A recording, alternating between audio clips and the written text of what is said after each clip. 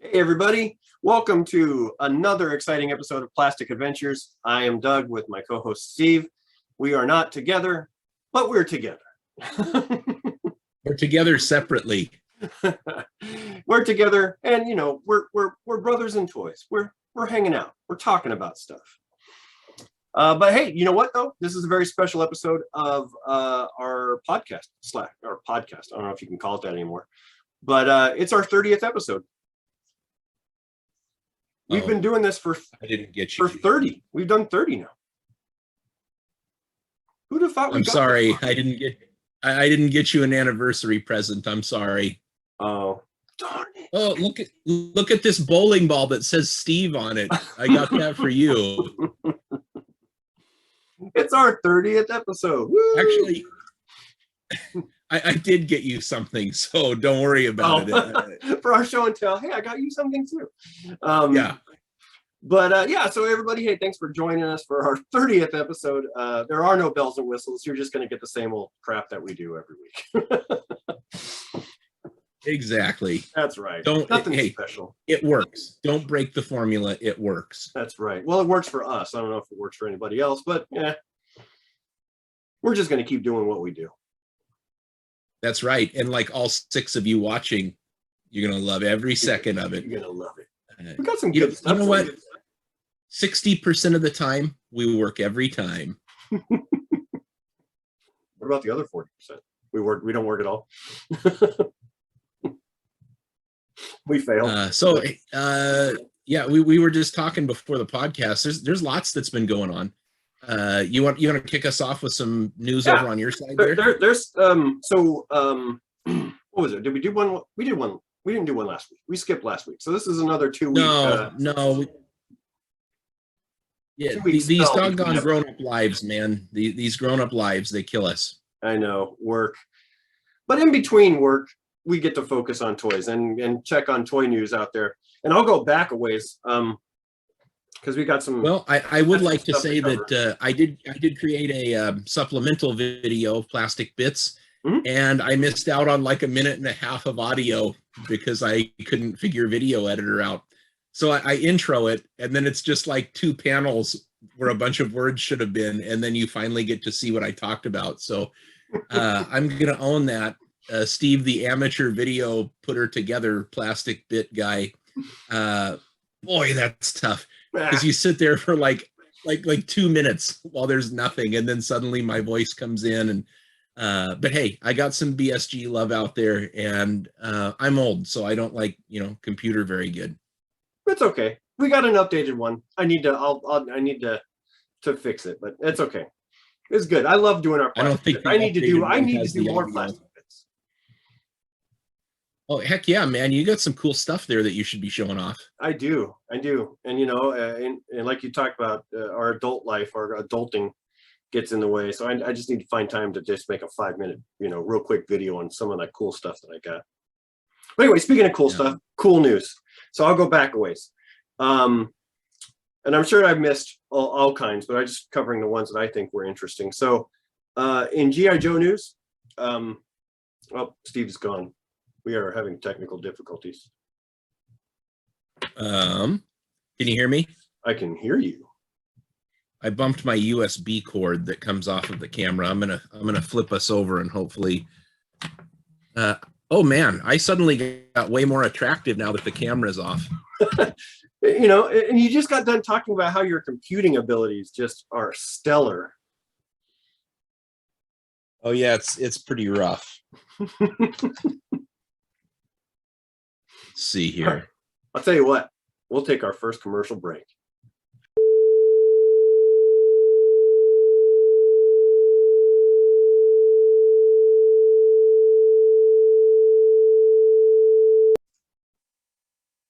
All right, and we're back.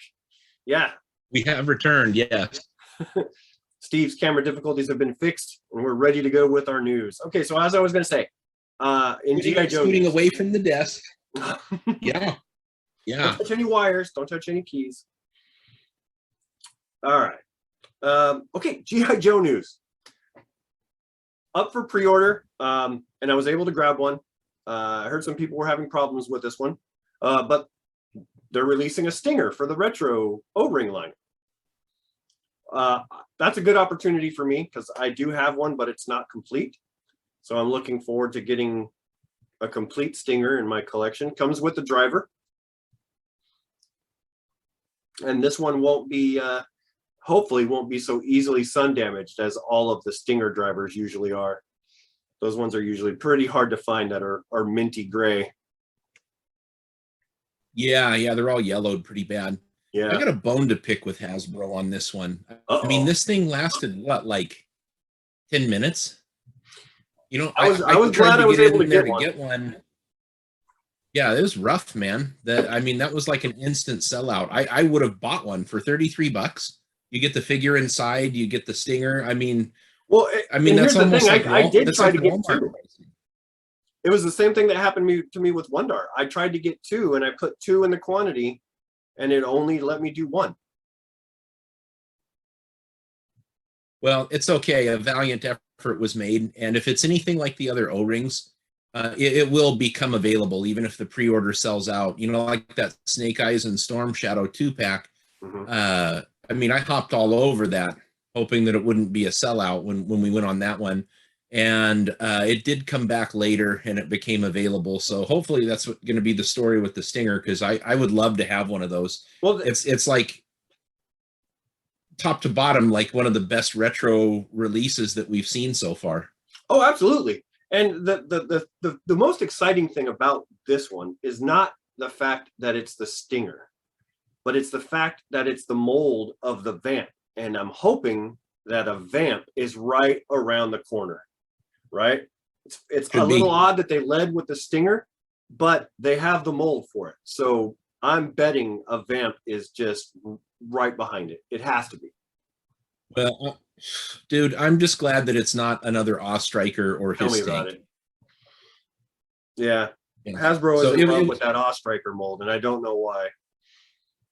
That Stinger is terrific if you can get one, and I'm sure I'll get one a little bit later, and I'll probably order another Duke and Cobra Commander 2-pack so I can take it out of package. Since you snagged me one, that I was able to get two of those, so I was able to get one for you. The other one that I was able to get that was also another 2-minute sellout was Mattel Wondar. Wondar went on pre-order. I was able to go in there and I put two because I was like, I'm pretty sure, I know Steve said he wasn't too interested, but he's probably going to want it anyway. So I tried to put two in there, and when I went to go, it only had one. And so I'm wondering if there's some fluky things going on with some of these pre-order things, because as soon as that one went through and as soon as I got the confirmation, another email was sent to me like that. And it was like, oh, we've experienced high volume and your order is now on back order. I'm like, you knew this was going to happen. You had that email ready to go. So I don't know. Yeah, there's a huge uproar with this right now. Mattel is sending out all of these coupons to apologize for not having enough Wondar pre-orders available. And everybody's saying, well, you give me this stupid $10 coupon, I'm just going to try to get something and it's going to sell out by the time I put the coupon code in. Because Wondar was like 1 minute. Yeah, and I'm going to tell you, I got lucky on that one as well. Because I saw somebody posted on Instagram, and I saw it at 8:50 a.m. in the morning, and I was like, oh, Wondar goes on pre-order. Let me see if I can get lucky. And it goes on, it went on pre-order at 9 a.m. our time, which was whatever that is Eastern time. And so I was like, clicked right on it at 9 o'clock. Oh, it's available. Add to cart. 2, went to go pay, changed it to 1, and said I was confirmed. And I got my email that's saying I was confirmed. So, and then I followed up that email where they said that you needed to follow up, let them know that you really did want this order, and if it was on back order, you're okay with it. Sent that email, and then I got a reply from them letting me know, oh no, you're fine. Your order's just fine. Nothing's on back order. What is this, Digital River 2.0? I have if you ever tried to buy the Masters of the Universe Classics figures and you did not have a subscription, oh my God, that was like the source. Really? The source of fandom, tension, headaches, outcry, because if they didn't have, with the subscription, they've got a guaranteed sale amount every time, and they might only produce, another five to 10,000 units. Right. So people that didn't subscribe, they would try to go day of, and I mean, it would freeze. It would sit there with that thing just spinning on the screen. It was horrible, but Mattel hasn't learned their lesson, obviously. But on the flip side of that, they did this with Sunman, right? Oh, but Sunman is available. You can find him pretty much anywhere. But Sunman also got a regular retail release. So maybe a slightly different version of Wondar will come out at retail. Who knows? I made one because I had an extra He-Man buck laying around. Mm-hmm. And it's a really easy thing to customize. And I mean, I own an original one, so the colors are pretty easy to mimic.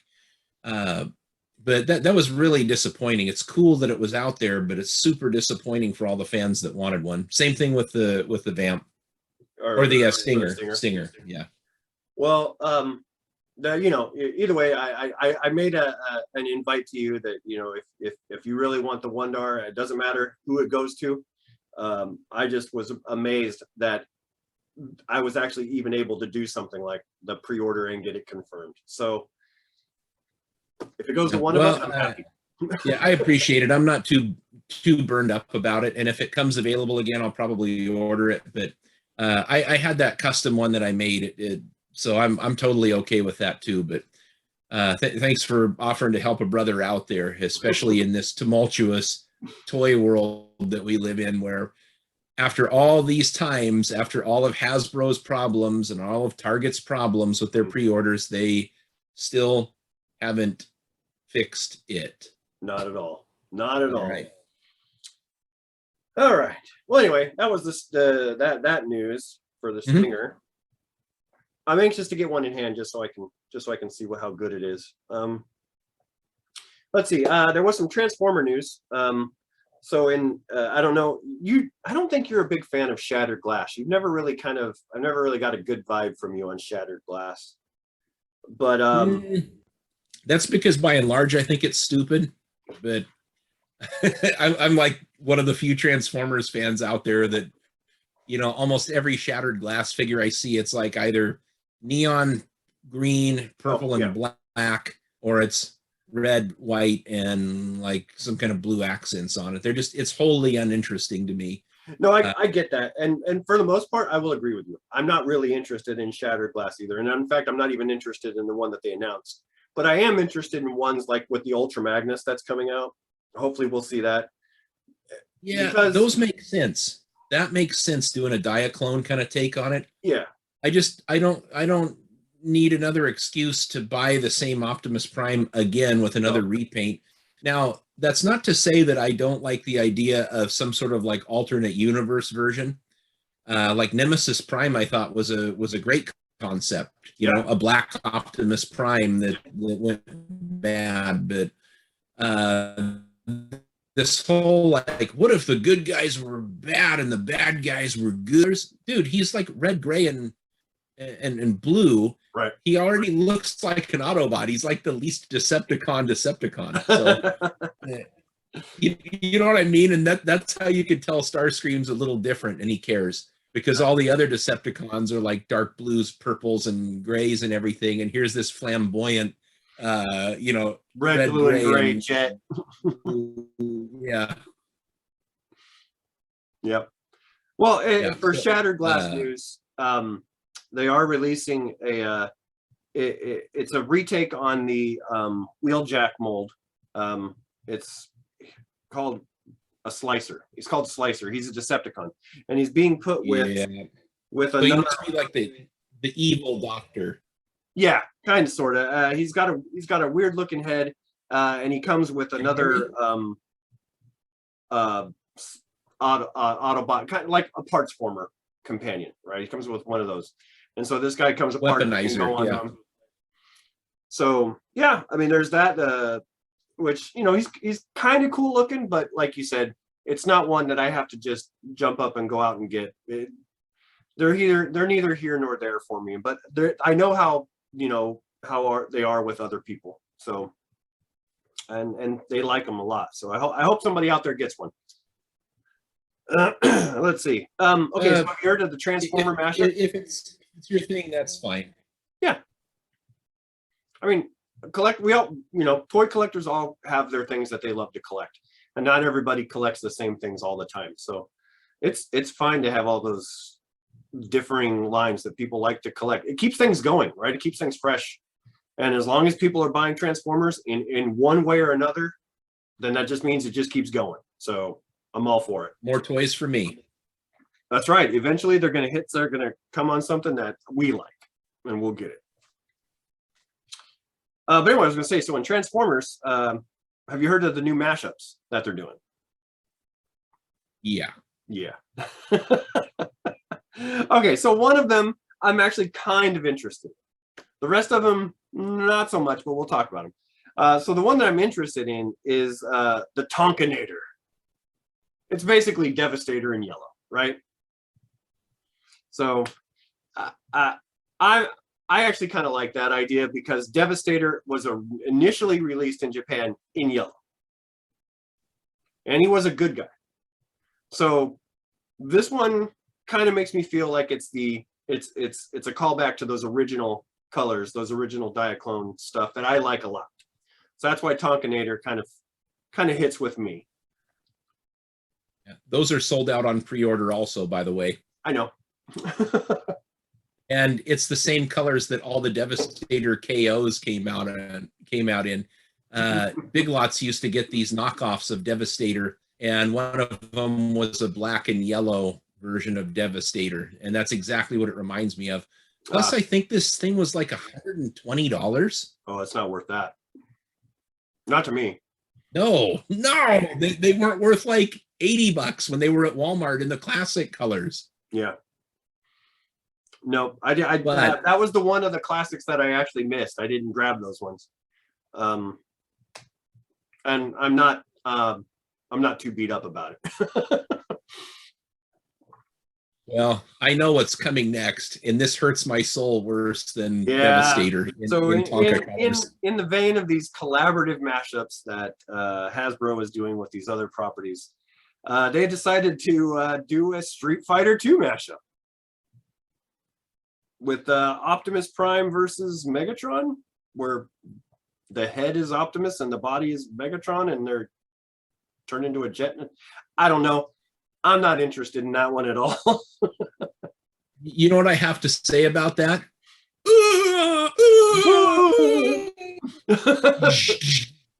You got fired. You lose. Yeah, sorry, they're really horrible. They are. Boy, they're bad. And they don't look all that great either. When you're looking at them, there's nothing spectacular. The next one, the Street Fighter 2 mashup, is Hot Rod and RC. Why would you put those two together? Ken and Chun-Li. And yeah. I mean, RC kind of mildly looks okay in that repaint as Chun-Li, but these things just don't make sense. They don't make sense. And they're sold out. And it's going to make a very niche set of Transformer collectors happy, and that's pretty much it. Well, they bought them because they're sold out. Well, they probably buy them to resell them because I wouldn't be keeping that in my collection. Well, and I gotta say too, what a bummer deal the last couple of weeks have been for Street Fighter 2.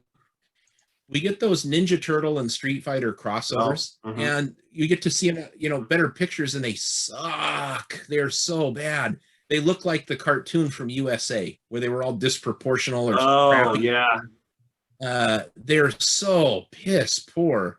And now we get the Street Fighter Transformer crossover, and they're hot garbage too. And I'm sorry if you guys out there love them and it does it for you, fine. But boy, they are just, I mean, it was almost like how many drugs did they take at Hasbro to come up with this? We've seen some wacky 80s toy ideas. But it just doesn't seem like a very logical jump or conclusion to come to after the ones that they've been releasing. Like they're doing, the G.I. Joe Transformer map. That sounds like that's perfect. That's great. What else can we mash Transformers with? Street Fighter But 2. here's What? here's Okay, yeah, let's something a roll little with it. bit weird. Okay. You get something that's really nice, like the GI Joe Transformers. I don't want to say nice because really the Joes just ride on them like Yoda in a backpack, but it's kind of a neat idea.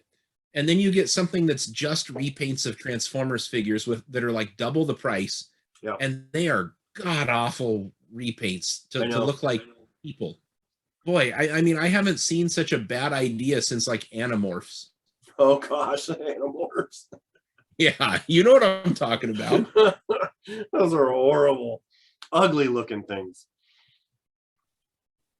But yeah. So But hey, I'm not like I said, I'm not too interested in those ones. People might be, and that's fine. It takes all kinds.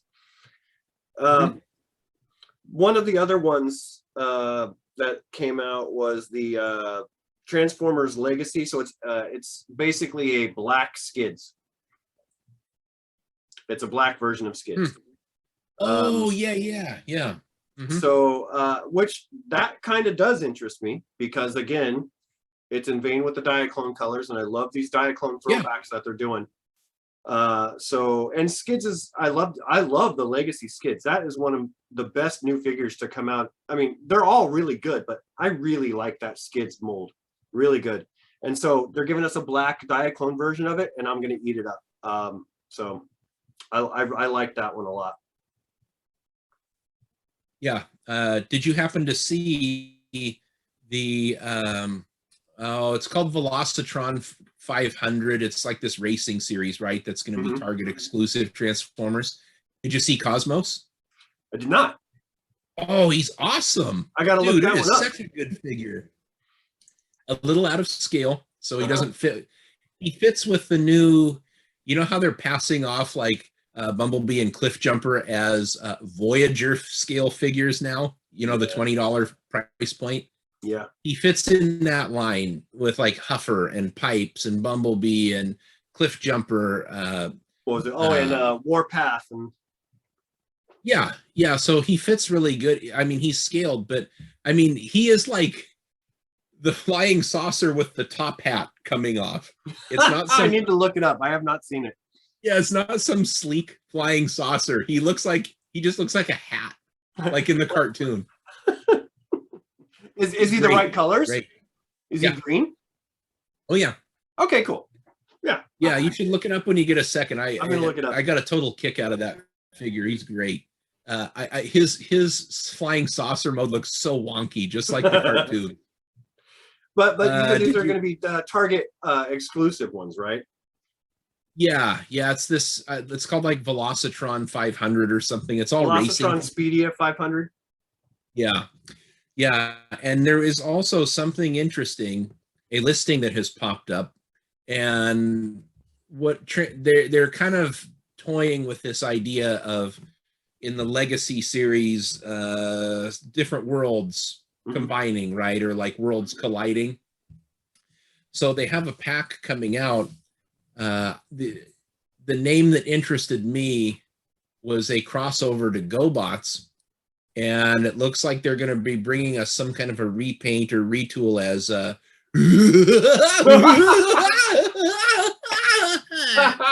Crasher. Yeah.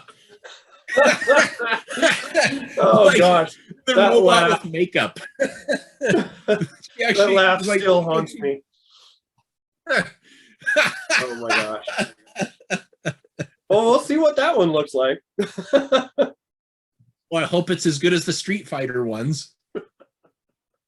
Is it gonna have a button that you can push in the back to make her laugh? Oh, they should add that feature in. Like I think she had lipstick on in the GoBots. She had makeup. The character had makeup. I don't know. Not like they were drawn all that great, but still. Oh, anyway. Let's see. So what else we got for news? It's coming. We got about another minute. At some point. Yeah. Okay, real quick. More news, and then we got a break for a commercial. Sure. Hasbro announced starting lineups coming back. Yep. Right on. So, Yeah. back in the 80s and 90s, for people who don't know, starting lineup was this line of figures that were mainly little tiny statues. They were like statues about, that big. And they were of all the kinds of superstars in all of the different sport leagues, right? So you had some football, you had some basketball, you had some baseball. I think they even started throwing in some soccer ones there towards the end. So they just had all these kinds of figures, but you couldn't do anything with them. You can just pretty much display them, and that was it. That was all they could do. And they faked you out a little bit because it looked like they had articulation in like the shoulders and the waist, and they would be holding like a baseball bat. So that was it. Yeah, that was about the action that they could do. But the good news for this starting lineup is they're going to be done more in the 6-inch, kind of like Black Series G.I. Joe classified way, where they're all articulated, and they're like laser sculpted. Like these things are going to be really good. The likenesses of the athletes are going to be pretty top notch, and people are expecting some pretty good things from this one. So yeah, I think they're going to be great. I'm excited to see what happens. This is one where I was not expecting this. I'd like to see where this one goes. So will I buy one? Maybe not. I don't know. I want them to do kind of more of a retro sport superstars, Michael Jordan, Joe Montana, that type of thing. But they got to get their legs under them first. And so it makes perfect sense that they're going to go after current superstars. So with that said, we got to pause for a station identification. We do. We got to pause. So we'll come back right after these messages. The Transformers, more than meets the eye. Autobots wage their battles to destroy the evil forces of the Decepticons. The Transformers, more than meets the eye. The Transformers, robots in disguise. Attack the Autobot commander! Call in an Decepticon leader! Transformers, more than meets the eye. Transformers, sold separately from Hasbro. All right, we're back after that retro commercial break. We'll find out which one I add later. I don't know what I'm going to put in there, but I've been having fun looking for old commercials. So, you're still here. Both of our moms, you're still here. Oh, thanks. We didn't scare them away. All right, so starting lineups. Yeah, starting lineup. So I am interested to see where this one goes because it was a popular wave. It was a popular franchise back in the day when it first came out, and you can still find a lot of them for sale. And some of them, vary in price. Some of them are pretty common. Some of them are super uncommon. But what's really interesting about this one is I can already see a lot of people taking pictures of some really cool action figures in super cool poses already. So I bet this is going to be a hit with a lot of people. Yeah, and to speak on those old starting lineup, yes, you can find tons of them. Almost all of them, the bubbles are yellowed. Yeah. But here's a fun fact for you. If you walk into a vintage store and pick up a Jose Canseco starting lineup, they will actually pay you money to take it out of there. And I'll be happy with that. That's the only one I want. Me too. But still, it's a cool idea. It just brings up to, everything old is new again, especially these days. So it makes sense that they would go back to a franchise like starting lineup, but make it new. So I'm pretty excited to see where that goes. Yeah, I think it's actually a really terrific idea. If there's some sports legends, and I got to have them, I'll make room on my shelf for some of them. And I mean, for some people, this could be like their Mount Rushmore, right? You could have your Mattel Hulk Hogan, you could have your Shaquille O'Neal, you could have your Wayne Gretzky, like all of these stars on the same thing, and they'll all be roughly in scale to each other. So it's pretty sweet. Yeah, it will be. And like I said, I'm looking forward to seeing some of the pictures that people start taking of these things and start posting them. Okay, last thing for news, at least for me, and then we can see what you got. So the biggest one today, I'm pretty sure everybody knew was coming. because it was leaked, I think, about a day before we got some news on it for Hasbro. But they announced that there is the first 6-inch vehicle being created for the G.I. Joe classified line, and it is the Cobra Hiss that comes complete with the Cobra Hiss driver. And this one is actually, it's pretty impressive. It's not $300 impressive, but it's impressive. But it's got a lot of backers already, dude. Oh, where are they sitting at? Last time I checked, they were at 4,000.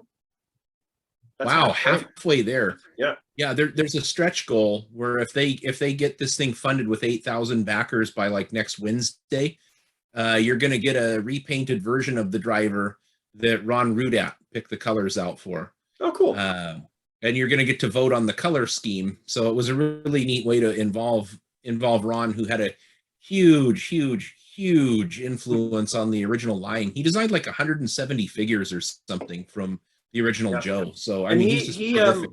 He just passed away recently, didn't he? I think he's still alive. Otherwise, we're hard pressed to find the colors that. Hold on. I might be wrong. I might be wrong. Did I mishear something? Oh no. Hold on. So yeah. Anyways, this morning they had almost 1,000 backers when the live stream went off. So I guess that doesn't surprise me. The toy is just like super packed with features. It's got all kinds of light ups in the cockpit. It's got like this weird flashlight sigil thing on the front where it shines down and shows like a red Cobra logo. It opens up in the back. It has a jump seat, and it's got a rack to add like your weapons and stuff too. So it's full of features, and it's really big. But it's impressive. I'm not gonna lie, it's impressive. You know, would it have made more sense to just go like make it a little bit more of a shell and go like 150 instead of packing all of the electronic stuff in there? Because I mean, to me, that seems like a little bit of overkill. Well, then they're touting it as one of the first vehicles, which I guess it's technically true. But I mean, they forgot about the Ram cycle, right? And whatever that red Akira motorcycle is that Baroness came with. Yeah. And then the repainted Ram cycle that Duke's going to hang out on in the Tiger Force version. Yeah, they love them motorcycles, but it is impressive, and I like that they're making it kind of, you know, electronic. It's kind of cool in that way. I mean, if you're going to make something that big, you got to add some bells and whistles to it. So I kind of like that idea, but like I said, it wasn't enough for me to jump in there right away. I don't know if I'm going to be a backer. Most likely not going to be a backer for this one. No, friend of the show, Dominic, backed it. And I thought the guy was crazy, but you know what? Maybe it just hit the right spot for him. So you know what, Dominic, I'll be excited when you get it. At some point, I'll have to come over and play with the toy. Well, the thing that really kind of bugs me so far about what they're doing with G.I. Joe, especially with like these retro callbacks and things like that, they're focusing very heavily on the Cobra forces. So I don't know if you remember, so when the retro line first started, before it was the O-rings, they released some of the vehicles, and it was Cobra heavy. It was the Cobra Hiss, the Cobra Fang. What was the other one? The Cobra Hiss again. The Cobra Hiss 3, and we got one G.I. Joe vehicle, right? And it was the lame Ostriker. Yeah. And so it's like they're not really and then now we're coming into the G.I. Joe classified lines, and the first one they give us is Cobra. And well, dude, they gave us a Sky Striker in O-ring first. Yeah, but still, I want some cool Joe, you know, I want some good Joes. Well, what would you have picked for your first Joe vehicle, knowing that it's going to be that scale for classified? For classified? Yeah. I would have gone with a Vamp. That seems like a good one. Yeah. And as like to get people to back it and to hit like a stretch, throw in like, well, the vamp, and if we get this many backers, we'll throw in the jump too, right? Now, see, the jump would have been a great one to package with Hawk and make that like a $50 figure. That would be perfect. There's almost nothing to those accessories, right? It's like a platform.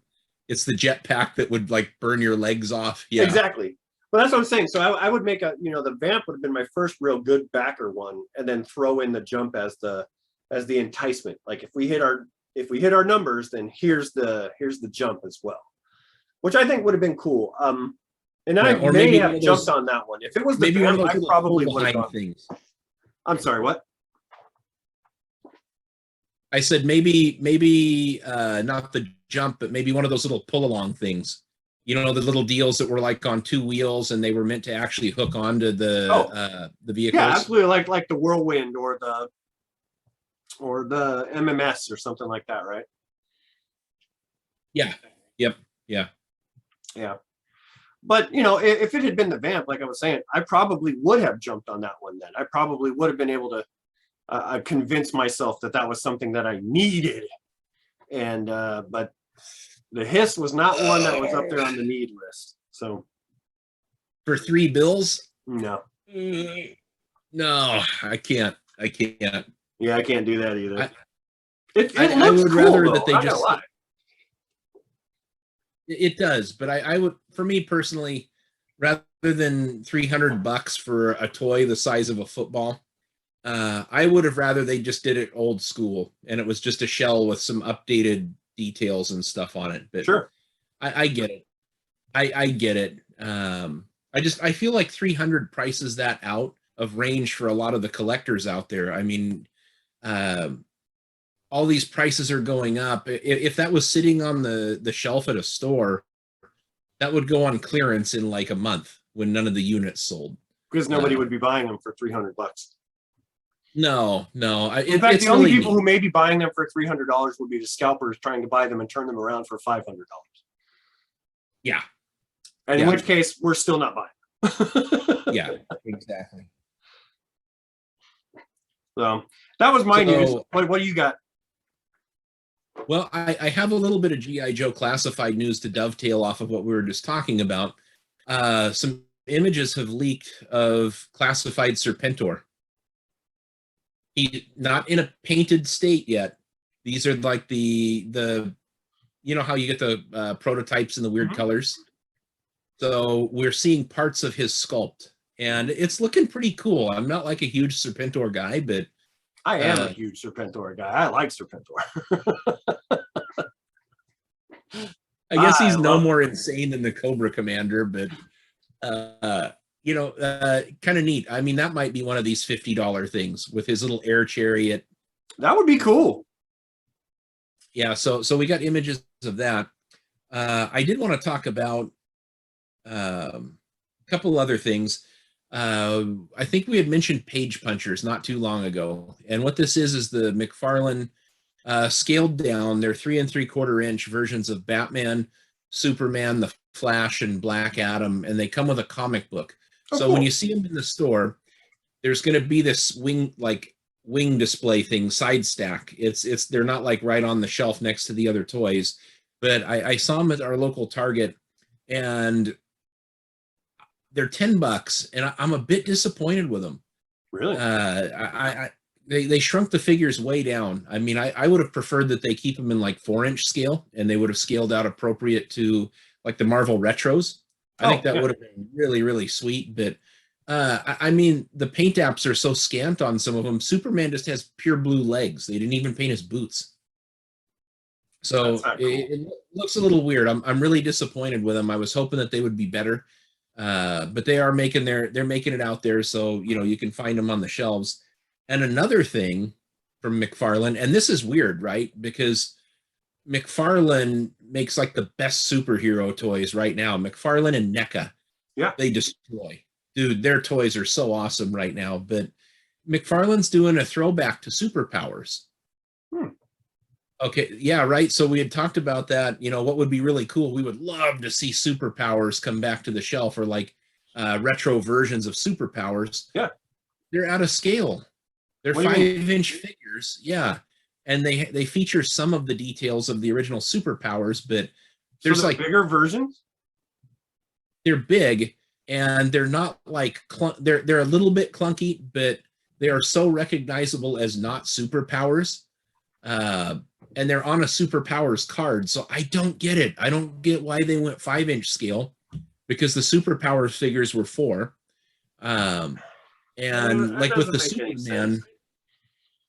yeah, the Superman has like the wonky, ugly looking face sculpt that looks like the old one. And his arms are kind of positioned in the right way. But then you go over to Darkseid and he's got all these goofy paint apps and shit that the original toy didn't have. So it was almost like putting a brand new, like 2022 Darkseid figure on a superpowers card, when the whole point of these retro figures is to make them look like the old toys to sell to old men who have never outgrown them. I'd buy those things by the drove if they reissued. Yeah, I would buy. I tell you right now. So the Marvel Legends kind of kicked that one off for me. I wasn't normally into the superhero collecting, even as a kid, but I do remember really liking the Secret Wars when Marvel introduced those. And and looking back on superpowers now, it would be kind of fun to get my hand on some of those. So if they were to release superpowers the way they did back then on a retro card, and Marvel came out with their Secret Wars looking just like they did back in the Secret War days, I would eat that up. I would eat it up in a heartbeat, you know. And I would make place for them on my shelves because you know, they look great. They look really, really cool. So it doesn't make sense to me that they would scale them up, knowing that retro is like at a high point right now, right? Yeah. So it feels schizophrenic. Yeah, it just feels kind of odd. Like an odd, This is an odd choice. I hear you. What else you got? So that was it for the news. I do have some show and tell. Do you have some show and tell? I do have some show and tell. All right. Well, you go first, since last week was, or the last episode was kind of dry for Steve. So you go first. Well, it's not dry this time. But I'm going to start off with Doug, what I got for Doug for our 30th anniversary. These guys are hitting the shelves. Oh, yeah. Yeah, and luckily it seems to be in a pretty reasonable supply. These Target stores seem to be getting like at least a couple cases. So between 4 and 8 of these guys are hitting every Target store. Very, very cool. I haven't seen one yet, so that's good. Yeah. And how did they keep this a secret? It's like they revealed this figure and 3 weeks later it was on the shelves. Yeah, I don't know. I wish all of it was like that. I wish we got the reveals and then boom, we got the toy. Yeah, so that's part 1 of my 30th anniversary present, which I didn't forget. Here's the other one. These are starting to hit shelves now too. Finally. Yay! Yeah, I know. We've been waiting months for this, and I kept saying they're coming, they're hitting. They were hitting in really limited supply, and now it looks like we are going to be seeing a pretty ready release of these. That's good. Yeah, so that was those were for Doug. Oh, didn't you pick up a Manny Faces for me too? I did. Did I show that one off? Nope, but that's okay. Oh, I know he's coming. It's somewhere. Yeah, I found Manny Faces for you. Right on. Now, this one's going to make you a little bit jelly, and I'm sorry, I would have bought 2. That's okay. But this was also found at Secret Target in Burlington. Look at that. That's a good one for you though, because you know, we both collect Masters of the Universe, but you're like He-Man focused. Yeah. So I'm glad you found that one. Primarily just the He-Mans. I think they had Pigman, and that was it. I didn't see any of the other ones on the shelf. So very cool figure. Now, right on. Here's what's got me really excited. Oh, where to start?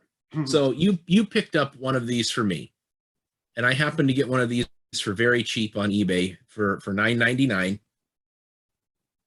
Oh, nice. Oh, he came with his gun. No, it's a repro. Oh, well, But there was a seller on eBay that's selling all the original repro weapons for the okay. whole series. It was really, really inexpensive. And I don't really mind that they're repros. I'll never sell this to somebody as original, but Yeah. pretty good condition. He does have a lot of silver paint loss, so I know you got me one, and you resilvered him for me. Yep. They made one of these in gold in the second line. Oh, that's right. Yeah. So I think I'm gonna gold this guy up so that I can, so that I don't have to spend like $100 on a gold one that's in, just as scraped up condition and with the vac metal falling off like that. Yeah. So there was that one. I was pretty excited about that. I got that for $9.99. That's a good find. Pretty excited about this one too. Oh, that's from the second wave. This is With his turkey leg. Boray with a turkey leg. Yep. He's one of those like it's in the show they had what was the equivalent of the cantina scene from Star Wars, right? I remember. The Battlestar Galactica movie. And he's just one of the weirdos from the cantina. Yep. But his legs don't move. They don't, man. There's no articulation in the legs. Same thing with that Cylon. Yeah. How weird is that? So I got that for about half of what the other ones were going for. Pretty cool. So about $25. Great find for that money. Absolutely. Oh, Baltar. Dr. Baltar. So what this does, for those of you asking, this rounds out my Battlestar Galactica. I've got all the 3 3/4 inch figures now. Outstanding. Super stoked. Yep. Great. Really tough figure to find. Again, he was a Wave 2 figure that was in shorter supply. Did you end up getting Egghead Glowy Light Man? Did you get him? Lucifer?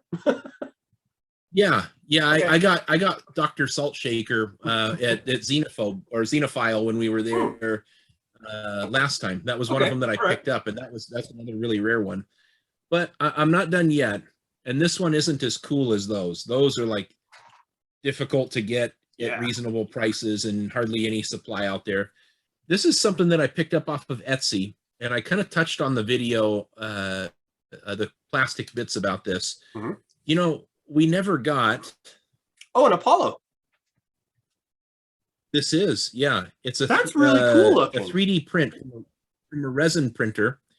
He is perfectly in scale, and I promise if I get him painted, I'll show him off on the next episode.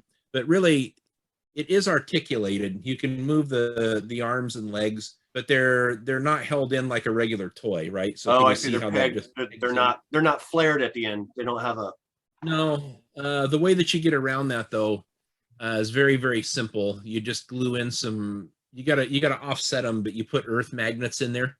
Okay. One inside the body, one on the arm, and it holds them together, and it will be articulated. One of the things I really liked, I'm not sure if we can see this, but that holster. Mm-hmm. The gun is removable from the holster. I didn't know that the toy came with one, so I actually purchased an extra gun. I got a couple of them now. Very cool. He's got one good hand for holding the weapons, and finally, Richard Hatch be damned. I have a 3 3/4 inch Apollo who's going to look really good next to my Starbuck. Absolutely. And I promise I won't paint the face or put any details on there. I'll just paint the hair. Just paint the hair. Yeah, paint his face yellow and paint his hair brown, and you call it good. Yeah, I just don't get that, man. Why they didn't put eyebrows on them or eyes or anything. But anyways, very, very excited. Those are big for me. There is something that I'm kind of looking at on eBay right now, but we'll see. I don't want to reveal what it is, but to me, it's one of the coolest things ever. And I haven't seen one since 1995 in a comic book store. And I really, really, really want it, but it'll have to be a really good deal. So I'm watching it. If it doesn't sell, I'll make the guy an offer and we'll see what we can come up with. Well, now I'm interested. So what'd you get? Excited to see. Oh, well, okay. So I did get some stuff. So I'll piggyback off of your Battlestar Galactica. I got salmon face man. Yeah, intergalactic afro fish. Yeah. Yes, in package, In package. So Imperious that was Leader the in thing that I liked package. about it the most. The package is in really good condition. I mean, look how clear that bubble Yeah. is. That is Yep. really good. And yeah, it was you know, from my favorite place. So I was able to pick that up for a good price. He was right next to a Starbucks that was $110, which was not a good price. So I got this one instead. That's a pretty good price for carded BSG. It was not a good price for my pocket at the time. So yes, yeah. this one was, and I'm actually kind of, I dig how crazy weird he is, you know, and he's kind of cool looking to me. So he's kind of fun. Okay, and then I got one of these guys. Yeah, yep. I remember those at KB. And it goes rat-tat-tat-tat-tat-tat-tat. It does. It says rat-tat-tat-tat. So I'm expecting that that's what this does. He's not. This is from the RoboCop 3, I believe. It's not the original RoboCop. Yeah. But still, he's pretty cool looking. Got a nice yeah, I like accessories. He comes with an accurate Auto 9. So not bad. You know, I got that ED209 for you. And I was like, man, I don't have any RoboCop stuff. So I fixed that. I got a RoboCop stuff. Let's see. So I was lucky and did find a Horde Trooper on the shelf. The only one. Yeah, there you go. Yep. Only one. Did not find the one I was actually really looking for, which was Anti-Eternia He-Man, or Clawful. But I was looking for this one and was happy that, you know, he was there. So there you go. Nice. So these are pretty cool looking. You know what I don't get about that figure? What's that? Why silver like that? Why not like a more like flat? Like a more flat gray like he was? Yeah. Yeah, it seemed like a little bit of an odd choice to me because they've been so faithful to the original colors. It's a totally awesome figure. But I mean, he looks great. I'm not, you know, dissatisfied with him at all. So yeah, no, and hey, you found one. Yeah, people are either finding millions of them or none. Yep. And then the ones that find them all are buying all of them to army build with or to scalp. Man, gosh, just give us other collectors a chance, man. Yep. Okay, so I got some other things. So these came in. Yeah. Very cool. Very cool. The box art is very cool. It's just like the Storm Shadow Snake Eyes, right? They came in their really cool 2-pack box. Mm-hmm. And yes, Steve got one too. Yeah, hey, 30th anniversary present. But Steve, you know, last week I said I don't think my luck's gonna hold out for vintage Star Wars. I was wrong. My luck held out for vintage Star Wars. I went in, traded in some books, and had enough to get that. Oh, shut the front door. Shut up. Oh, and so just don't be mad, Steve. We're done here. That is so freaking cool, man. That is awesome. So let me show you. So it's 99.9% complete. The only thing it's missing is the little like swing piece of plastic thing that hangs from one of the floors that Luke swings across. Easily found, retro or reproduced, or I can make it myself. Either way, okay. I considered this a really good find. So everybody knows, right? It comes with the trash compactor. That's like the best set. It is, but look what it had. It had a penis. No. Dianoga. Okay, got it. This guy, if you know anything about collecting Star Wars, this guy's not an easy guy to find. No, nope. but he was with it, and it came with all the original foam blocks. flip, flip, flip, flip, flip, flip, all the foam blocks. Oh Yeah, man, look at that. that's Look cool. at all those foam blocks, and they're not like mushy or anything. They're like dried, like they just came out of the package. So, fortified with 80s plastic, which will be with us for the next 2.7 million years. all that dust. Smells like toxins. But look though, I mean, isn't that great? I mean, dude, that is terrific. It's friggin' awesome. So I put a little, I made it like this. This is what I made to kind of go in there. It's like a little twist tie that you twist, and it looks just like the plastic one. So it's gonna do until I can find one of the repro ones. And it had all the little metal figures. No, there's no metal figures for this. Oh, this is the vintage 3 This is the Death Star set. Oh crap! This isn't that Hoth set. Oh wow! No, this is the 1977 Death Star play set. Oh my god! I thought that was for the minifigures. No, dude.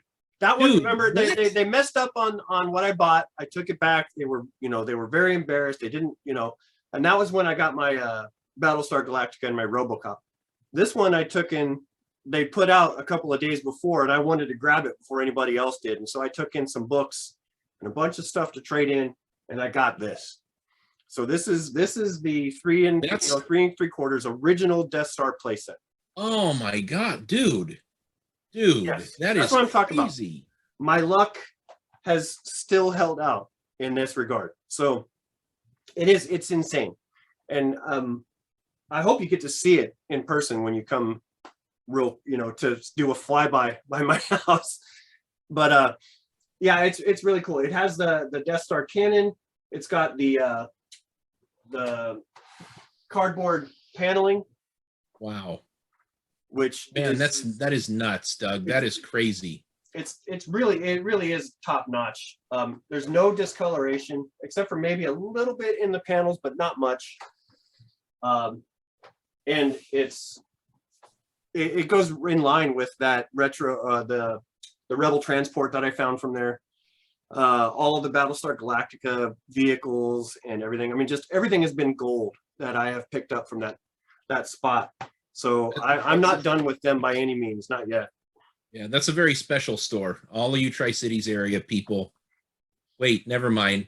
No. There is no good store in Richland to go look at.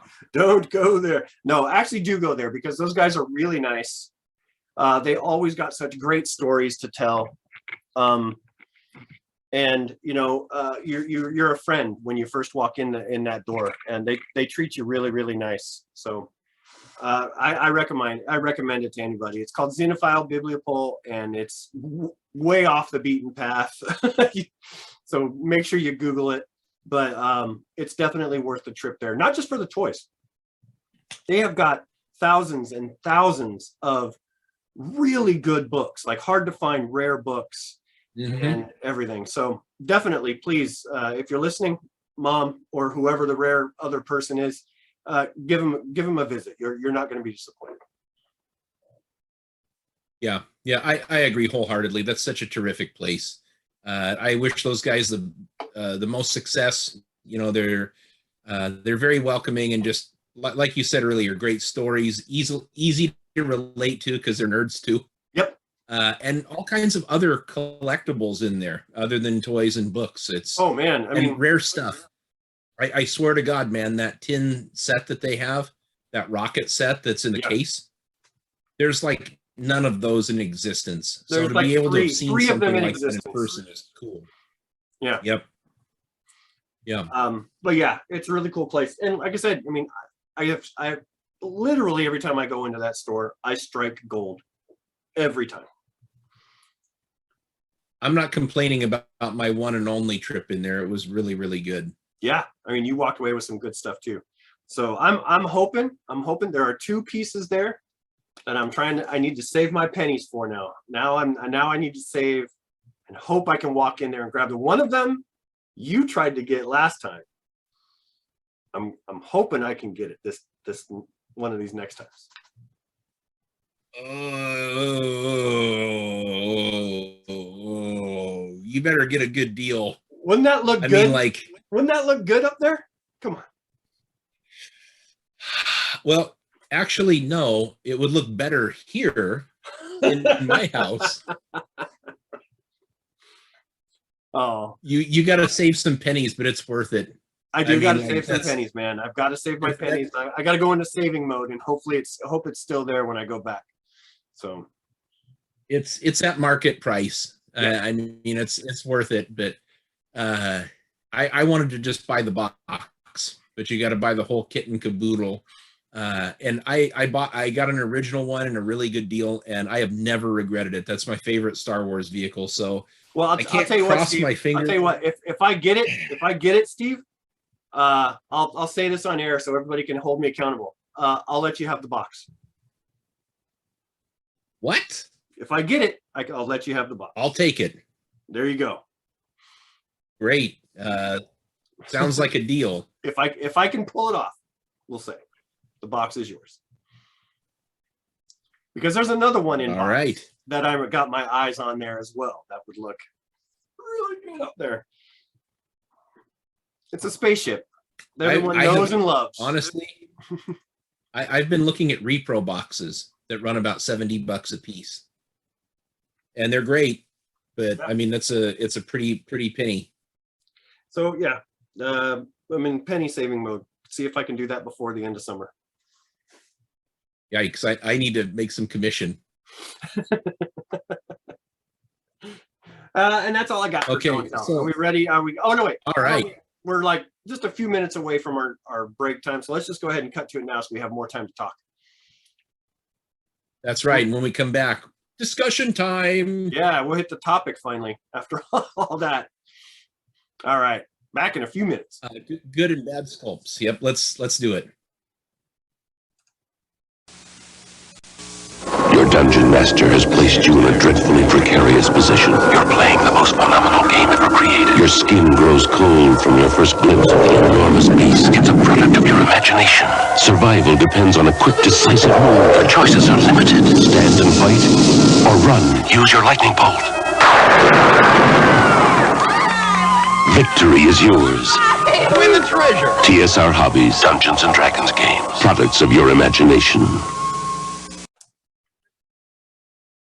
All right, we're back from that exciting commercial. What? Maybe I'll throw in like an Yes. old car commercial or something. So not exciting. You should do Ron Popeil hair in a can. I'm asking for a friend.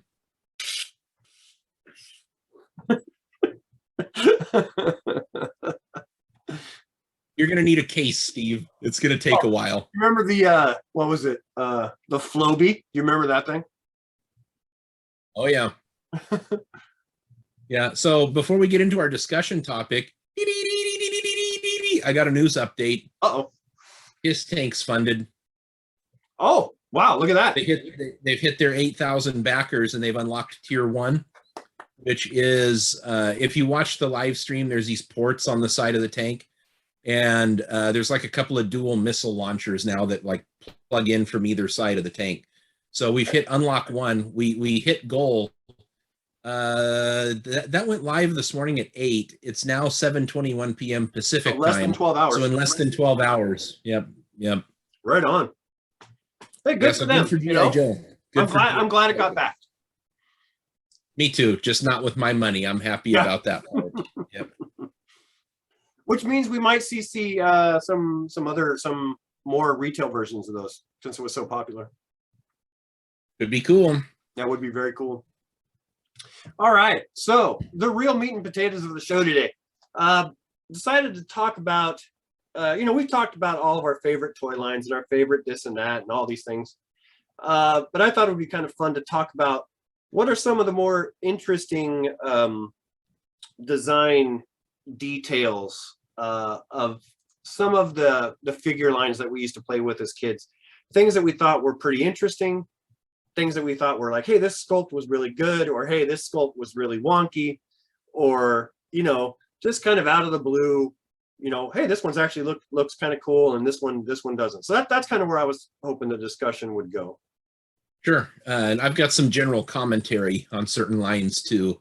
But what do you want to start off with? Something cool or something wonky? So I'm going to start off with something both. Something both. And let's see if I can do my share screen here, so we can see what I'm talking about. So can everybody see that? Not I yet? see nothing, sir. Oh, here we go. Okay. So there we are. So this is one of the ones where I think is kind of good, good, bad, and ugly. Let's call it that. The good, the bad, the ugly. So this is the Clash of the Titans toy line, which I think you actually have 2 of these. I do. I have Perseus and Calibus, but my Calibus doesn't have a tail. Your Calibus doesn't have a tail. But this is one of those where I thought for the time, some of the sculpt actually looked pretty good. So Perseus, I thought, was actually really good. The Centurion, I thought, was actually pretty cool. And Calibus was, the face not so much, but maybe the rest of the figure kind of does. There's got some cool details that I really didn't notice up front. And I would like to go back now and watch the movie to see if I noticed these details. Like his hoofed foot. Yeah. I did not know that. I did not know he had a hoofed foot. So, but this one actually kind of does look like Harry Hamlin, right? It does. I mean, yep. it's a good likeness. This one kind of looks like that Centurion that he was talking to when he first walked into the city to find out what was going on with with the princess and everything. Yeah. So there's that, which I think the sculpting that they did was kind of like really good for the faces and kind of minimalistic for the bodies.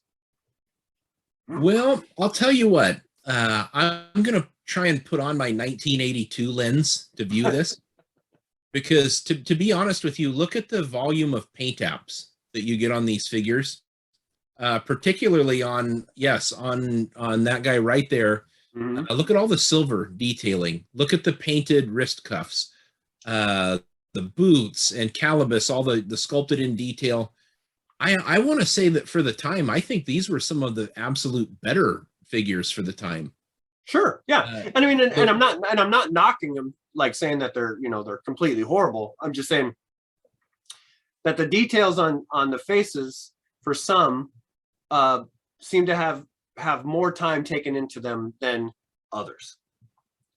Yeah, it could be. And I think that sculpt of Calibus, they probably came up with that before the final makeup in the movie. Oh, that could have been. You're right. I mean, that was probably based off some concept art because they really went all in. They painted the eyes, they painted the eyebrows, the horns are a different color, the teeth are painted. So I mean, they spent some time, but that might have been based off of some earlier version. Actually, you know what, that doesn't look too bad. It's not too bad, but when I compare it to the others that were released there, and there's 2 others I want to show in this line that I think are kind of funny. But yeah, so the one thing that these guys do suffer from, and it's something that really does disturb me about a lot of these late 70s into the early 80s figures, is they all have Star Wars hand. Oh yeah. Their accessories had to have these like extra clips that held them on because the hands are just these weird, like sculpted open hands that couldn't effectively hold an accessory in place. Right. So, I mean, barring that, I think these are pretty terrific for the time. I've got a real stinker to lay on you, but let's see your next slide. Well, yeah. So let me close that one down. So there was another figure that was released in that same figure line, and it's this guy who was I don't remember this guy being in the movie. he was that's Carry On. He's the guy that took Perseus across the Lake of the Dead in the book. Okay. Or Karen, Carron or something. Either way, I think this one not up to par for the other ones, right? No.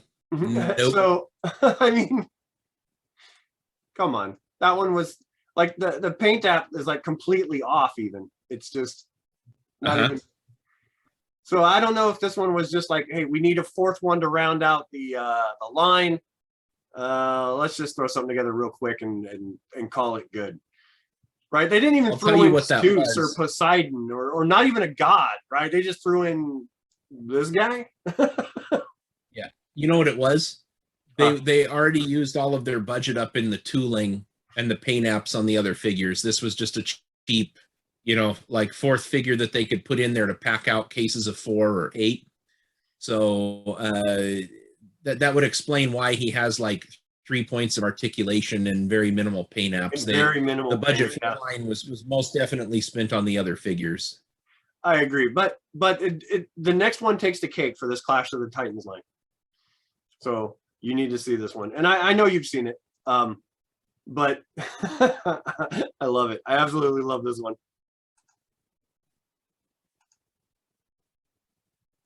Oh, the Kraken, dude, that's a great figure. Oh, come on. His face cracks me up every time. Like, okay, so I love the movie. I love the movie. The movie Clash of the Titans is one of my favorite movies, and I love the Ray Harryhausen Kraken. But come on. I mean, that's like a meme waiting to happen. Look at that.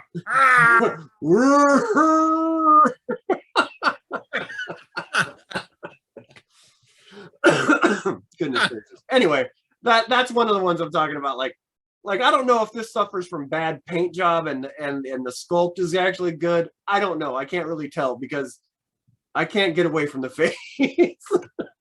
Yeah, well, you know what? That's like $1,000 of ugly that you're looking at. Oh, I know. It's not a cheap toy. I wish it was a little bit better for the money we were paying for this thing. Anyway, that's one of them I got. Clash of the Titans. Good, the bad, the ugly on that one. What do you got? Well, I would love to have one of those. I love the Clash of the Titans figures, but I mean, okay, so I'm gonna talk bad across the board. Oh, we're 100%, bad now, huh? 100% turd, start to finish. And it hurts my soul to do this because I love the franchise, but Ertl's A-Team figures in 3 3/4 inch scale. Dude. As soon as you said that, you know whose face jumped in mine? Murdoch. Is it Murdoch? Murdoch. Oh my gosh. I need to find it so we can show people just exactly how bad these figures' faces are. I should have looked into that one. Face looks like a ventriloquist dummy. He does. Oh, come on. Let me find him. So, I'm going to tell you why these figures suck balls. The actual level of articulation was good for the time. And actually, I want to say it was Mego that ripped off that articulation from Microman or Micronauts. They did have Microman-esque features on them. Yeah, so I mean, it's like the way that the shoulders moved, and then G.I. Joe ripped them off for their initial line that came out. That's why all those O-ring figures back in the day they didn't have the swivel arm battle grip. They just had that straight up and down elbow joint. But why these figures suck so hard is because they have like nothing for paint apps. They got awful head sculpts. They have terrible like proportional body sculpts. If you're lucky, you get like a painted boot or a belt or something, but they are like solid green, orange, blue, and black weird jumpsuits. And like they're made out of the most brittle, awful plastic. You try to put a gun in their hands and it just breaks their thumbs off instantly. The detail is so minimal on those figures, and we are living in, at this point, so shame on you, Ertl, because we are living in the G.I. Joe era, and I mean like not even Wave 1 G.I. Joe with Stalker and all those. I mean like Swivel Arm Battle Grip Joe and exactly getting beyond that. When these figures came out, and they were the worst. And then the bad guys were just repaints from other lines, and some of those guys were like 5 POA. 3 3/4 inch A-Team. I love the A-Team. I love the Galoob figures for the A-Team, but boy, they just stunk the joint out. Have you found any pictures? I did find a picture. Let me see. This is the best one I could find at the moment. But I hope it's good enough. So these are the ones. Christ. This is what you're talking about. The Soldiers of Fortune pack. And I wish I could get a better. But I mean, just look at the animal. Just even in this. Yeah. Terrible sculpting detail. And I mean, it looks like he's got like an evil plan. He's always looking out the side of his. Yeah. Now, when I was a kid, I played with them for like 10 minutes till they were all broken. Yeah, they broke rather easily, and their accessories were no fun either. Like they had these weird straps that barely held on to their back. The guns never seemed to fit in their hands. They only fit like sideways. Yeah, and I mean, the paint apps were so minimal that they did on each of these figures that I mean, this is a shame that those things exist. And those had to be bodies from something else. They could not have been engineered for A-Team. That has to be something that these are Galoob. I thought that was Ertl. Oh, these are Galoob. Man, what a mistake. Those are Galoob. So I'm wondering if Galoob just had like these O-ring style bodies for something and then put the A-Team heads on. That had to be it, because it doesn't make any sense that they would come out something like this. But no, but then again, it was the 80s and everything was done cheap in the 80s. So man, just I can't even hardly look at those things. That's like nightmare fuel if you like good quality toys.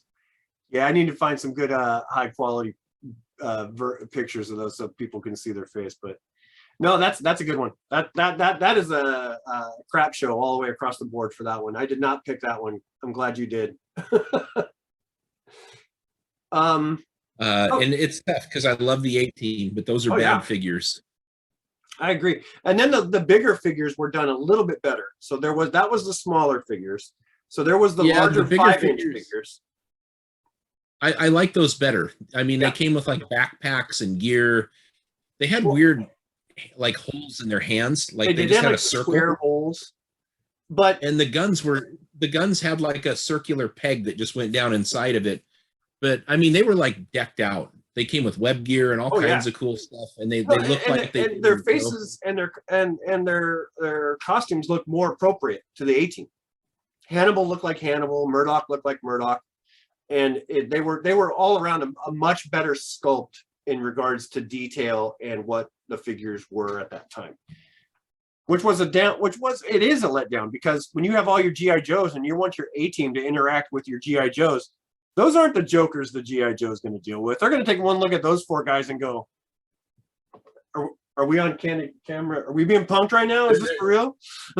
Yeah, and Bazooka's going to be like, "Oh, they don't even wear their football jerseys to work every day." Like, when that guy with that lax dress code is making fun of somebody, you're pretty piss poor. That's true. Very true. Oh gosh. What a horrible, horrible thing to do to 80s kids. Okay, I've got one. Let's see if you remember these guys.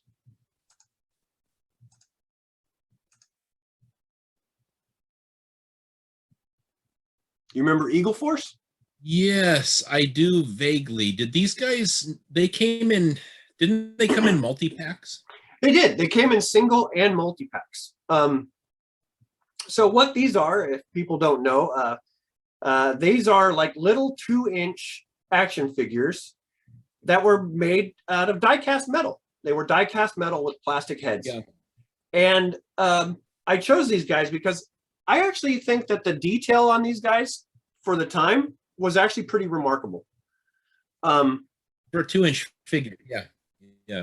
Yeah, the accessories, even though some of them couldn't necessarily hold on to them, were actually pretty good for the size. They were pretty detailed. The guns and everything, the backpacks were pretty good. Each one of them had a very distinctly kind of different face. It was obviously a Joe kind of ripoff, but these were well priced, like Kmart type. These were under $1. I remember whenever I see these guys were all under $1, and you could pick them up. You could pick up a 3-pack of them, I think, for like $2. So it was these were not hard to find back in the day. They're extremely hard to find these days. But yeah. The other thing is that they were all this gold flaked paint, so they were all shiny gold. Yeah. Which it was an interesting way to go. But let me show you some of the more detailed ones I found up close, so you can see a little bit better detail. So here's. You see some of the names. Oops. So, well, some of the names were pretty. Yeah. Some of them were kind of racist. Yeah, kind of. But I mean, but just look at that. I mean, for the scale that these were done in, for the price point that they were offered at, and like you said, putting on our 1981 hat, 1980 hat, 1982, these guys were good for what they were. Yeah, it looks like Charles Bronson. A little bit. Yeah. But I think they did as good a job as they could for a 2-inch figure, with them each having very distinctly different faces, different features, and their bodies and stuff all looking very. It could have been just an easy plug and play for them, right? Come up with 2 sets of arms, 2 sets of legs, 3 bodies, mix and match, and call it good. But they didn't do that. They did everybody, each and every single one of them had something different all about them, their arms, their legs, everything. Yeah, like a lot of unique sculpt. And so, yeah, it's easy to kind of make fun of a little bit, and I can see why. But I'm trying to think about, what you got for the price that you paid, and this was actually pretty good. I agree with you. For the time, the sculpting was pretty good. And the fact that budget line squeezed in a lot of like unique sculpts was that was a lot for what that was. Absolutely, it was. And I know that it was, it was one of those where if you wanted to get a toy, but your mom didn't have a lot in her purse at the time, she could afford an under $1 action figure, and you'd go home and you'd play with it. You'd throw it in the air and it'd make a clink sound in the driveway, and it'd scratch all the paint. You'd be done with it by the end of the day. But it got its job done, right? You got your present from the day at the store. So, and I liked them. I thought they were pretty cool. Well, I've got one to put into the stinker pile. Okay. This is irrefutable. There is no possible way that you're going to tell me that this line was good. Oh no, okay, let's do it. Mego Pocket Heroes. Even looking at these things through the 1979 lens or 78, these are some of the absolute worst detailed figures ever produced. They had some features of the characters, and I got to give it to them because it crossed different superhero boundaries. Look at that shit. Look at that piece. I have that Spider-Man in my collection. Look at that piece of crap on card. Yeah, that's not good. Let's pull up this guy, huh? For a goddamn minute that's a good figure. Look at that. Oh, this one actually, okay, so Batman, he actually got some paint. He did. Yeah. But look at his hand. Look at the position that's in. Every single figure featured a masturbatory right hand. What the heck, man? Okay, hold on. Let's see. Look, oh my hot garbage. Look at that piece of junk. You can get it for the low price of either that's $2 or $200. I don't know, but either way, too much. It was $2. They were pretty cheap back then, and they were in these little displays that were meant to sit on like store counters, like convenience stores. But look at some of these. Look, that Hulk. The fuck? What am I looking at there? Seriously?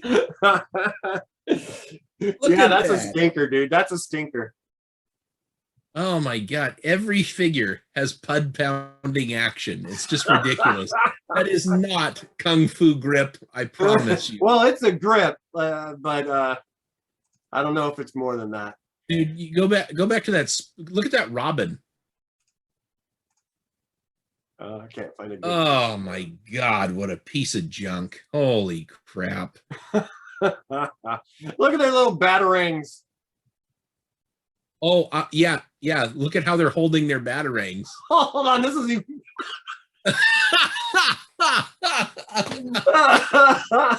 That's it. Oh, That's it. We're done. yeah, we're done. End of the show. Stop sharing. Stop Nothing sharing. funnier than that. Nothing could be funnier than that. No, We're you're done. right. Okay, I cannot debate you on that one. That one is the stinker. Yeah, because like them, you would have to be a master debater.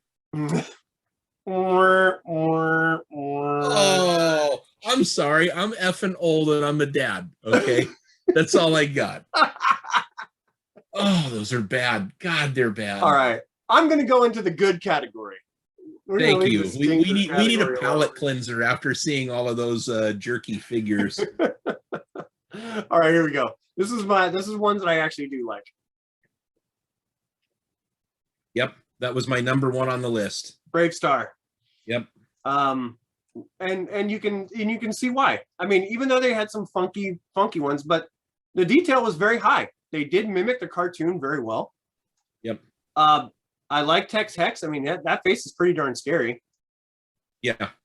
He looks like one of the They Live aliens. Yeah. He has red eyes, no white, no nothing.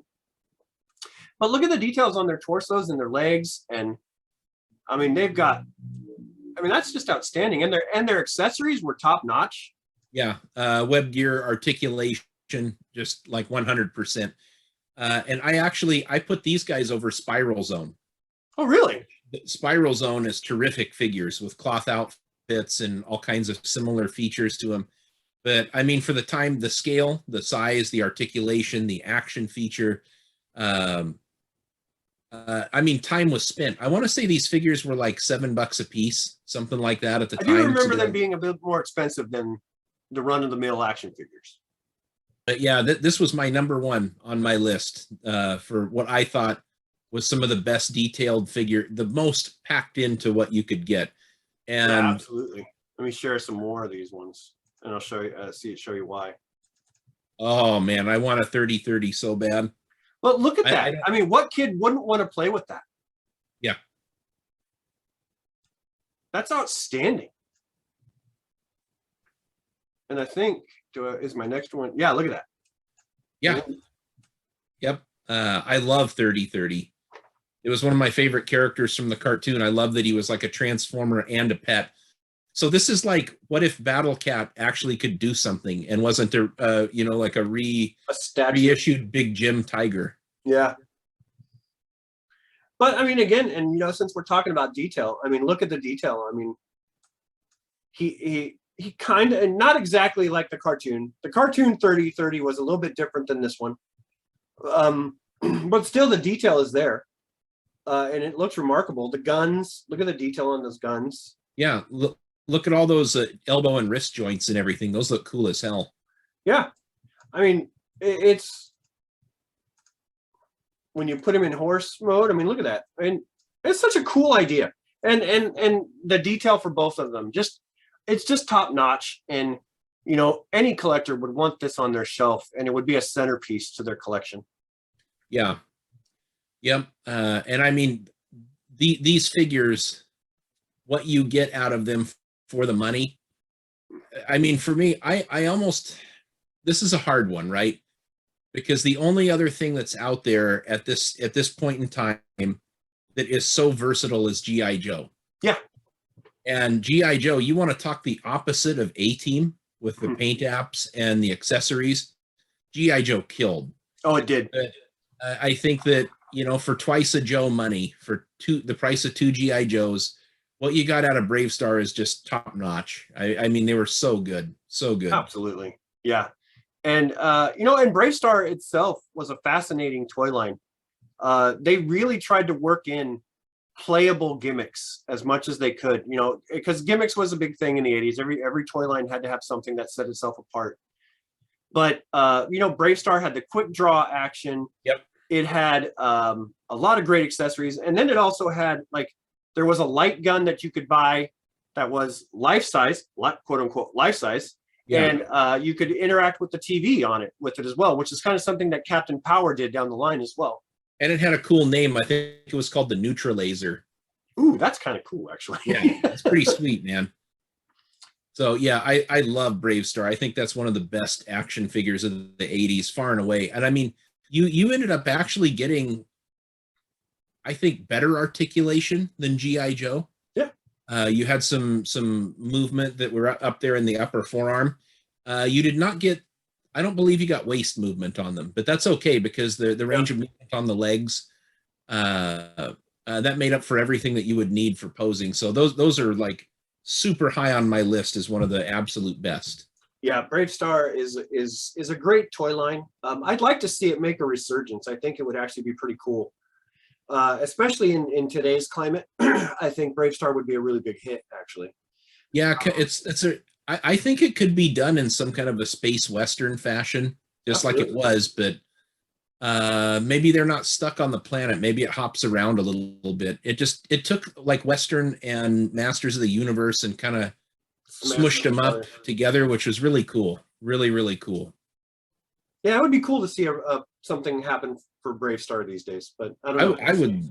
I'd love to see Galaxy Rangers come back. Well, that would be a cool one too. Yeah, that might be too obscure. I love that. Well, not for people our age, but yeah.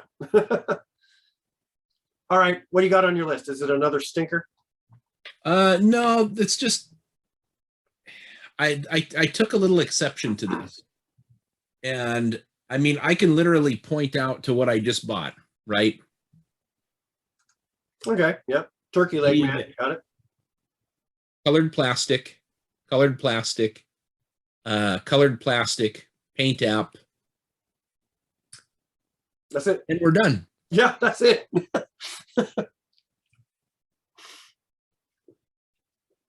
Paint app.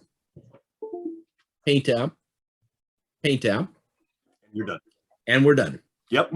So I do love these toys. I'm not going to ever say that I don't. But Battlestar Galactica, so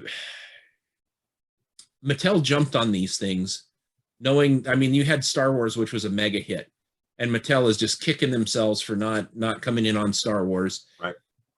But their answer was to produce lesser figures. Yeah. And I wonder why. I mean, Star Wars is not much above Battlestar Galactica, but it's just the finishing details like painted eyebrows and eyes. Yeah. Both of them suffer from Star Wars hand. Yeah. You know, they don't hold on to anything. And actually, you know, I love the cloth accessories that came with some of the figures, but when you look at a figure like Jedi Luke, right? Just by virtue of having that extra tiny little paint detail, that's a cool figure. And you look at BSG and they're figures that could play with Star Wars, but they seemed a little knockoffy, like right out of the bat. So yeah. I love them to death, but I do think that even for the time, this being the 70s, they were less than, you know, they were not as good as they could have been. I mean, you saw a lot of these habits carried over into other action figure lines. Ertl was doing it, where they don't paint the faces. You know, you get a paint app for the hair. Yeah. But Star Wars was doing it. Yep. And I just wonder why, if you're really trying to make this figure to compete or play with Star Wars or capture some of that audience, that you don't just go that extra little, like, couple of inches to make the figure great. So that was, it's disappointing from the perspective of outside looking in. I love my Battlestar figures and I love the story behind them, but not good. They're behind the time for 1978. Yeah, but for me, I don't love them in spite of those things. I love them because of those things as well. So there's a certain amount of charm to it, right? Like those Mego pocket figures. A lot of them didn't have any face details painted in. No, they didn't. They had other details sculpted in that you cannot burn out of your mind. That Batman and Robin picture is going to be with me for a while, man. That's it. I should just frame that. You know, I should get that picture, and when I set my toy room up, which hopefully, oh my God, soon, Gonna have to do another toy room tour. It'll be a little bit. I'll at least get my retail display set up so that I don't look so like jabroni-ish and amateurish here. But I gotta find a place to put that picture. That is crazy. That's a good picture. I need to download that and send it to you so you have it for you. Come on, kid. Come on, kids. Play like the toys. Yeah. All right, here we go. I got some more I'm going to share. Great. This is one of the best toy lines, I think, with really good detail for what we got, right? Dude, high end. You are 100% correct. So, I mean, there's still some very some limited detail and some limited articulation on these figures, but that does not take away from them at all in any way. The D&D by LJN were really top-notch action figures. And you can see, so like, and there were different versions of this particular one, Warduke. Warduke had one that was like, where he was posable, and then he had one where he had like an action function, where on the back he had this thing that you could push and his arm would go up and down. Yeah, Battlematic action, yep. Yeah, but, and this is just one of the examples that I thought of for this, for the detail and the figure themselves. So let me go into the next ones I'll get. So yeah, did you see all that red paint apps all over that figure? Yeah, it was awesome. I mean, dude, they went all out. Look at that. Look at that. Yeah, and this North Lord is actually one of my favorites. I have him set up next to my He-Man because he just looks so well next to that thing. But I mean, look at the amount of color you get. Look at the accessories that you get, and not just the accessories, but the detail on those accessories. Oh yeah.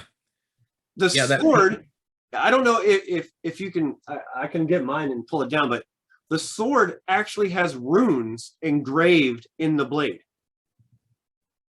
Yeah, these figures, I feel so bad for Dungeons and Dragons that it had a limited run in the stores, but I mean, they produced a terrific line. I mean, aside from, if you're talking, excuse me, like fantasy, everybody goes Masters of the Universe, but the quality of Dungeons and Dragons is like 10 times Masters Absolutely. of the Universe. It's good. And I know that they were a higher price point. I do remember them being a little bit more expensive than your other action figures. I think they're around $5. But when you're a mom at the store and are you gonna go for the $1.97 GI Joe, or are you gonna go for the $5.25, Dungeons and Dragons? So and you know what did not help this line? There were like only 2 characters appeared in the cartoon that I'm aware of. Yeah, Warduke and Braveheart, or Warduke and Strongheart. Yeah, so that didn't help. You have all these great sculpted figures. Wow, look at that orc. That's badass. Yeah, I mean, look at the paint details. I mean, we're talking like what, 1, 2, 3, 4, at least 4 different paint applications across the entire figure. Yeah, and paint on the accessories, which is crazy. Yeah. And then we also had some other ones that were pretty cool in that run that had cloth as well. Yeah. So you not only did you have painted accessories, but great paint apps on your figures, and then you also had great cloth as well. Yeah. Yep. I'm glad you brought this line up. It kind of got past me, but you're 100% correct, dude. Dungeons and Dragons, that could be probably the most underrated toy line of the entire 80s. I would agree with that, and I'm very excited to see which one is it? Is it Super 7 that's bringing these back for the NECA. 4? NECA? That was NECA that did that 4-pack that you could pre-order. Yeah, I'm glad they did that. I almost did it, but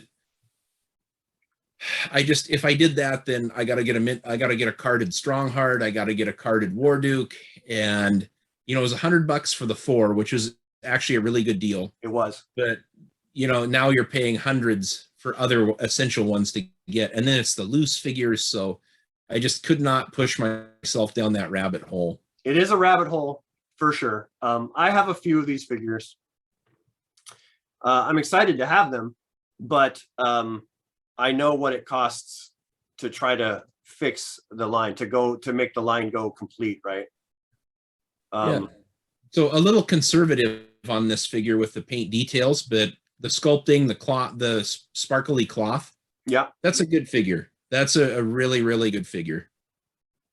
Yeah, and there was some other things for the Dungeons and Dragons line as well. I think they had horses. They had like Warduke had a nightmare horse. Yeah. I think there was a battle wagon or something like that as well. Yeah, Fortress of Fangs. Yeah, they had the green. Yep. So I mean, it was pretty cool. Yeah, Tiamat, the 5-headed dragon. It was. Yeah, that's right. Yeah. So it was a good line, and if you could afford them and you could get them as a kid, I'm sure that you have great memories with these. Oh, here's another one that I found that was if we're talking about paint apps real quick. Go ahead and show you this one. Yeah. Look at that. Aren't those just remarkable? Yeah, terrific figure. I think he's some kind of a paladin. Yeah, but I mean, come on. You kind of miss this kind of playability and these kind of details with toys. You don't see some stuff like that. I mean, back then, this was almost the equivalent of McFarlane Spawn. Sure. Yeah. Yeah. Yeah, like the first couple of waves of McFarlane that were like super detailed and had all those accessories and everything. Well, it looks like we're going to have to go to our final commercial break.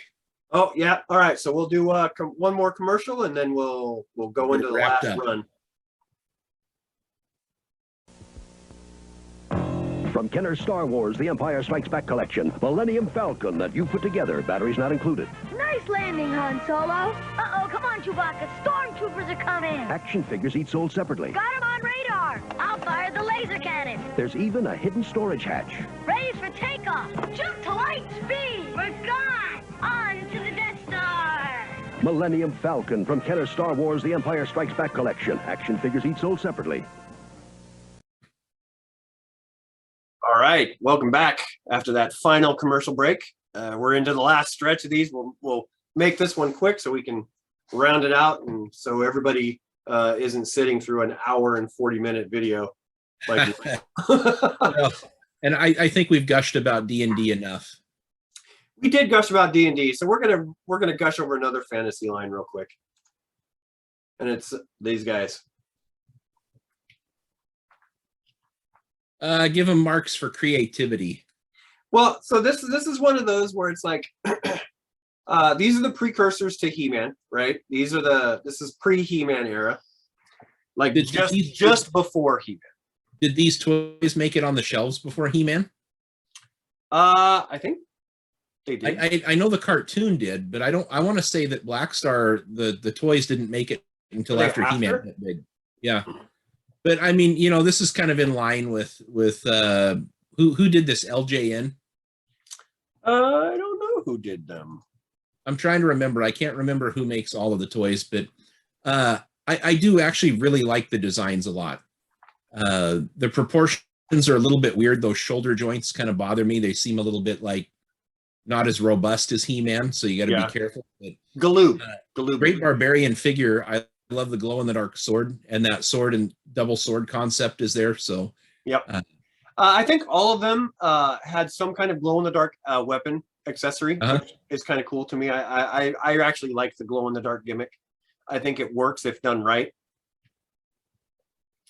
And so these ones, they get marks for me for not high detail, but enough detail to be playable. Yeah, and that Black Star has something that He-Man didn't, a sheath to put his sword in. Yeah, and he's got like an 18-pack there. Look at that. Oh my God, that guy's calf has abs. that dude is pretty ripped. Yeah. But there were other figures in this line though that were pretty interesting, and you could actually mix and match them with. I had two of these, and I would combine them with my Masters of the Universe back in the day, so He-Man had more bad guys to beat up. Yeah, they commingled with Masters pretty well.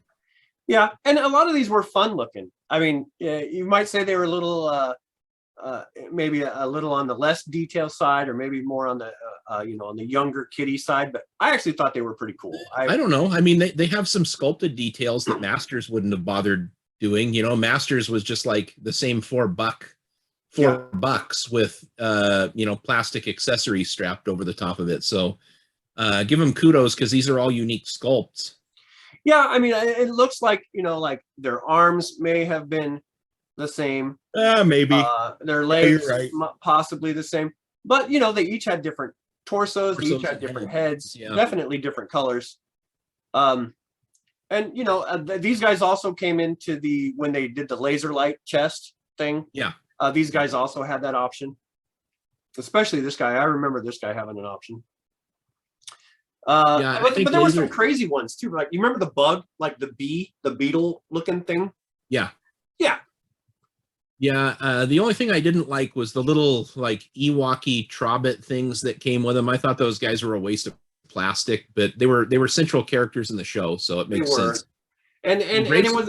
I'm glad they made them pack-ins and not buy separately. Yeah.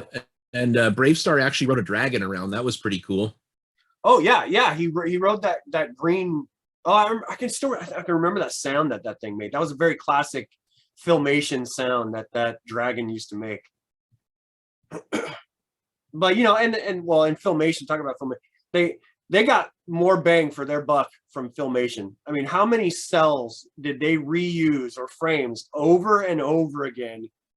Possibly 3 or 4 times in the same episode. Yeah. Yeah. And what I really liked is when they did shit like when He-Man would punch towards the screen, right? But they would just flip it and he would punch with the left hand. Yeah. So the same animation cell, but it was flipped and reversed, and he'd punch left. So it was different just enough. or he would roll across the ground left or right. Very, very economical. Or when he would do his somersault. Yeah, that's what I mean. Yeah. So one cool thing about Black Star that He-Man had a little bit at first and then it disappeared is, and this is just a really like geeky little detail, but on that hand that held the sword, there's actually an indentation into there, like a ridge that would hold it in place. He-Man figures had those like in the initial run, and I think as they burned up the tooling, they lost it. So a lot of them couldn't hold their accessories very well. But most certainly, yeah, Black Star had a really good like gripping hand there. Yeah, I see what you mean. That ridge right there really kind of held in those accessories really well. Yeah. And I think he's a little bit taller than He-Man, maybe, but it's only because he's not in that battle ready like crouch that He-Man was in. So yeah, I love Black Star. I think they're great figures. Getting that one that was shown with the sheath is hella expensive. Oh, I can imagine it is. I have a laser light version. I do not have the one with the cape and the sheath. Yeah, Black Star is, I used to have one in my collection, but he's back on my list of ones to add to my collection. I don't have a Black Star. But if I go and find a Black Star, I need it to be a good enough one that doesn't have, the paint wear on the wrists, the legs that are really seem to be loose on some of them, or cracked, so I need to, if I get one, I need to make sure he's a good enough version to put in my collection. Yeah, you can still get pretty good ones at a good price, but I mean, who knows? Like, it's hard to say what 80s toys just ignite. Like you could buy D&D for pretty cheap, complete not too long ago, and now those things are like astronomical. Yeah, I know. Okay, and I'll end real quick with an honorable mention. So we did talk about Masters of the Universe. I didn't want to use any of the big four because we talk about those guys a lot, right? We talk about Star Wars, Masters, Transformers, and G.I. Joe a lot. But one of them does get an honorable mention, but it's not the one that you might think. So it's one of the later versions of Masters of the Universe. So the Masters of the Universe 2000 series kind of upped the game for Masters of the Universe for a lot of action figures, actually. And so This one gets my honorable mention just because of how cool they are. And I use Skeletor as a perfect example of that detailing and playability with the action figure. I mean, just look at the molding on that and the paint. And I know it's a 2000 figure, but still, that's just remarkable to me. Yeah, look at all the paint washing on the face.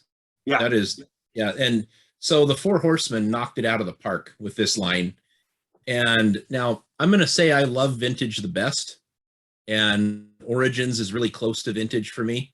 But if you put these Four Horsemen 2000X figures into the hands of kids and then you put original Masters, there should be no comparison. Yeah, they should be choosing these ones right off. They held their accessories better. They were still like these hulking, like massive looking versions. They were just kind of like hyper anime style. They looked awesome. He-Man, great face sculpt, great hair sculpt, awesome detailing all over them. And I think they were only like $7 at the time when they came out.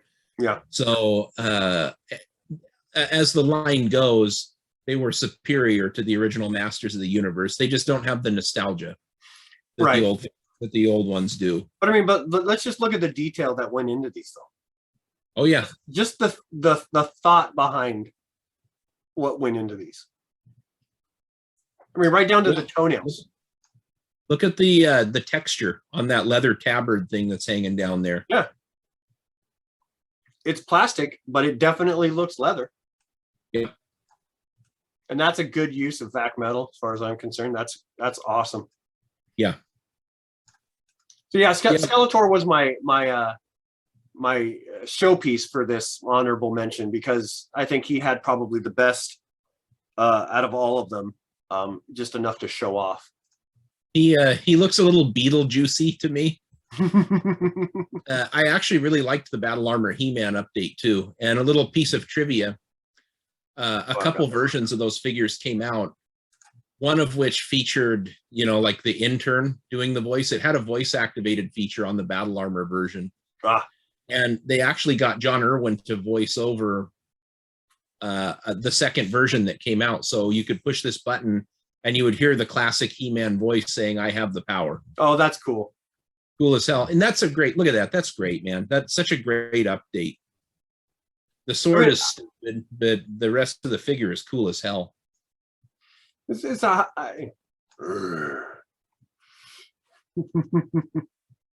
Still very fun. And I will pick up 2000X if I can ever find them. They're hard ones to find for me.